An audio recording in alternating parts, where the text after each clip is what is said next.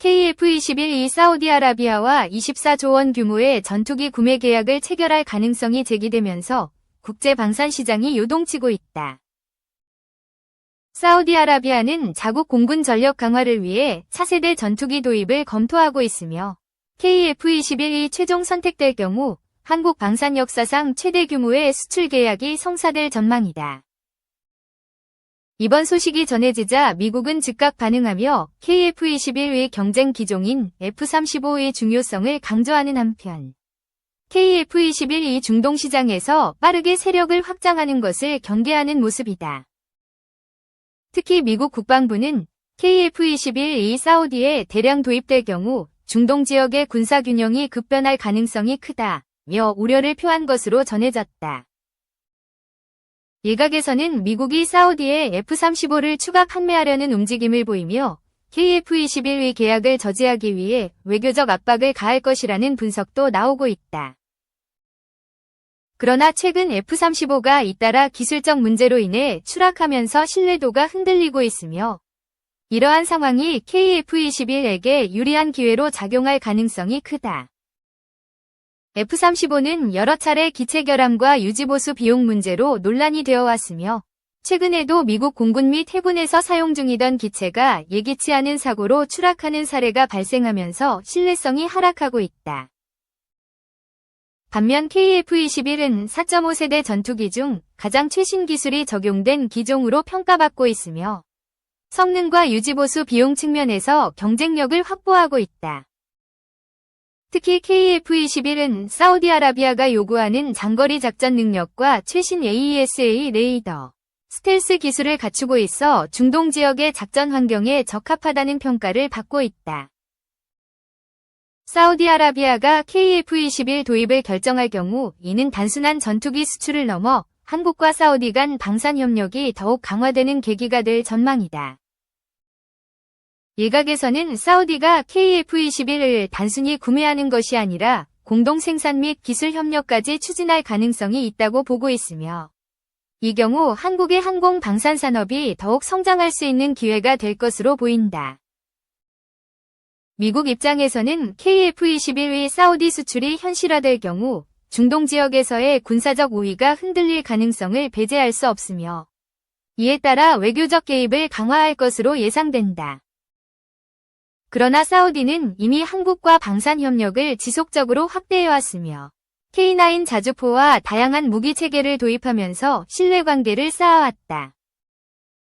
이러한 배경 속에서 KF-21 외 사우디 수출은 단순한 군사 계약을 넘어 양국 간 전략적 협력을 한층 더 강화하는 계기가 될 것으로 전망된다. 현재 사우디아라비아는 KF-21 외 최종 성능 평가를 진행 중이며 향후 몇 개월 내에 구매 여부를 결정할 것으로 보인다. 만약 사우디가 KF-21을 도입하게 되면 UAE, 카타르 등 중동 지역 다른 국가들도 KF-21 도입을 검토할 가능성이 커지면서 한국 전투기의 위상이 더욱 강화될 것으로 기대된다. 이러한 상황 속에서 KF-21이 사우디 시장을 넘어 글로벌 전투기 시장에서 더욱 강력한 입지를 다질 수 있을지 귀추가 주목되고 있다. 1. FA-50과 KF-21의 비판과 도전. KF-21 보람에는 한국 항공우주 산업의 중대한 전환점으로 FA-50에서 시작하여 KF-21로 이어질 가능성이 크다. FA-50은 높은 사양으로 인해 훈련기로는 비싸고 주변국과의 대결에서 필요로 하는 최전선 전투기로서는 성능이 부족하다는 평가를 받으며 계급처럼 여겨졌다. KF-21 보람에는 일부 국내 전문가들로부터 성공 여부가 불확실하고 세계 시장에 통할 수 없다는 비관적 시각이 지배적이었다. KF-21을 찬성했던 군사 전문가들은 매국노라는 비난을 받기도 했으며 그로 인해 부정적인 시각이 더 많았던 상황에서 두 전투기가 출발했다. 2. KAI의 FA-50과 KF-21 의 경쟁력. FA-50은 AESA 레이더와 중장거리 공대공 미사일을 장착한 업그레이드로 경전투기 시장에서 강력한 경쟁 상대가 되었다. 19F-RTY-F5E FA-50과 하이급 전투기 KF-21 보라매를 패키지로 묶어 판매하려는 KAI의 전략을 소개하였다. 이 2단계 판매 전략은 적정한 가격대와 뛰어난 성능으로 유효할 것으로 보인다. KAI는 FA-50과 관련된 다양한 계획을 갖고 있으며 단자형 FA-50 개발을 통해 전투력을 높이려 하고 있다. 단자형 FA-50은 F-16보다 저렴하면서도 성능 면에서 80%에 해당하는 수치를 제공할 것으로 예상된다. 3. KF-21 보라매의 특성과 위치. KF-21 보라매는 미국의 F-35와 유사한 외형을 가졌으나 보잉의 F/A-182, F 슈퍼 호넷과 동일한 GE F414 엔진 2개를 사용하는 쌍발 전투기이다. KF-21은 최첨단 설계를 갖추고 있으나 5세대 전투기에 비해 한 단계 낮은 4.5세대 전투기로 구분되는 요소가 존재한다. KF-21의 설계에는 한국 개발의 능동 전자주사 배열 레이더 세트와 블렌디드 바디 설계가 포함되며 이는 스텔스 전투기와 관련된 설계 특성이다. 블렌디드 바디 설계는 동체와 날개의 경계가 불분명한 형태이며 B2 스피릿과 F-16과 같은 다양한 항공기에 적용된 바 있다. KAI는 FA-50 단자형 전투기를 회복하며 글로벌 KAI 2050 비욘드 에어로스페이스라는 전략 계획 아래 FA-50을 마케팅할 예정이다. 4. KAI의 2단계 판매 전략과 KF-21 개발 계획. KAI의 목표는 세계에서 7번째로 큰 항공우주 회사를 만드는 것이며 이를 위해 한국 정부 판매 의존도를 줄이고 해외 수출을 늘리려는 전략을 추진하고 있다. KAI는 FA-50을 각 국가의 개별 요구사항에 맞춰 맞춤형으로 판매하는 2단계 판매 전략을 채택할 예정이다. KAI는 구형 전투기를 운용 중인 국가들을 대상으로 FA-50을 훈련기 및 공격기, 전투기 플랫폼으로 판매할 계획이다. FA-50을 도입한 국가에는 KAI가 하이급 후속 기종인 KF-21 보라매를 판매할 수 있는 기회를 제공할 것이다. KF-21은 2028년까지 40대와 2032년까지 80대를 인도받을 계획이며 이로 인해 KAI의 생산 라인이 최고조에 도달할 것으로 보인다. 5. KF-21 보라매와 FA-50의 국제시장 전망. KF-21 보라매는 이미 36대의 FA-50 구매 계약에 서명한 폴란드가 첫 고객 중 하나가 될 가능성이 확인되었다. 2023년 폴란드는 KF-21 구매 여부를 2026년까지 결정할 것으로 보이며 산업협력이 이루어질 가능성도 제기되고 있다. KAI의 KF-21은 F-16을 포함한 기존 전투기를 저렴하게 대체할 수 있는 장점을 가지고 있으며 5세대 전투기로의 성능과 가격 경쟁력을 강조하고 있다. FA-50을 도입한 국가들은 KF-21 보라매를 차세대 전투기로 선택할 가능성이 높은 후보가 되며 특히 폴란드와 필리핀에서는 이러한 논의가 활발하다. KF-21 보라매가 F-35의 시장을 잠식할 가능성이 높아지고 있으며 미국 언론에서도 이 점을 인식하기 시작했다. 5.1. KF-21 보라매의 폴란드 시장 가능성. KF-21 보라매는 36대의 FA-50 구매 계약을 체결한 폴란드가 첫 고객으로 등장할 가능성을 보여준다. 2023년에 폴란드 국영 방산업체 PGZ 경영진이 KF-21 구매에 관심을 나타냈으며 폴란드는 2026년까지 구매 여부를 결정할 것으로 전망된다.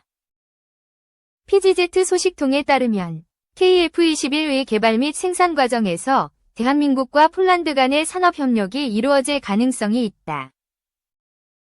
협력이 이루어진다면 한국항공우주산업과 제휴할 회사는 비드고슈츠에 위치한 제2군용 항공공장이 될 가능성이 높다. 제2군용 항공공장은 폴란드 항공무역의 선두주자로 이미 F-16 전투기와 C-130 허큘리스 수송기를 유지-관리한 경험이 있다. 5.2. KF-21 보라매의 시험 비행과 무장 테스트.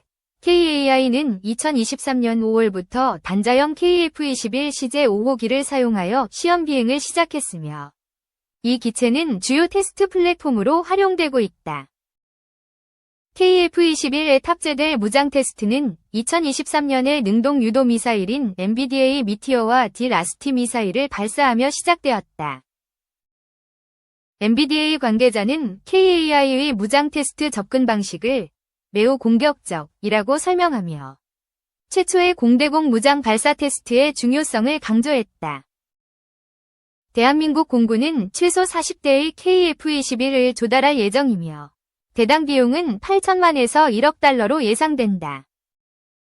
KF-21 보람에는 저렴한 가격으로 F-16과 4세대 전투기를 대체할 수 있는 비용 효율적인 기종으로 미국 F-35의 시장을 대체할 가능성이 제기되고 있다. 5.3. F-16의 미래와 대체 전투기 시장. F-16 파이팅 팰컨은 현재 30개국 이상에서 2,900대가 활약하고 있으며 초도 비행은 1976년에 이루어졌다. F-16의 개량이 이루어짐에도 불구하고 기본 플랫폼의 한계로 개선 작업은 결국 한계를 보일 수밖에 없다.